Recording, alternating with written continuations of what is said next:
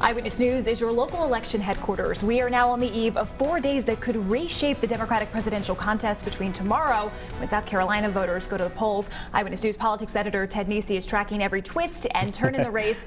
And Ted joins me now to break it all down. Tomorrow, Ted, is one of the most important days, arguably one of the most important days in Joe Biden's career. No doubt about that, Caroline. Biden spent much of the last year as the front runner, but now he's on the ropes after losing the first 3 states. His campaign really badly needs not only a win in South Carolina, but a big win to give them some momentum. And Biden's hoping that his strong support from black voters, they've been in his corner down in the state, will power that. And Ted, the campaigns will not get a breather once the results are in from South Carolina tomorrow, because 3 days later, as we all know, it's Super Tuesday. That's right. So you go right into there, and that's why this stretch is so important. By the time voting ends Tuesday night, fully 1/3 of Democratic delegates will have been awarded. So those people will be locked in. And for candidates like Elizabeth Warren, Pete Buttigieg, Amy Klobuchar, this is really a make or break moment.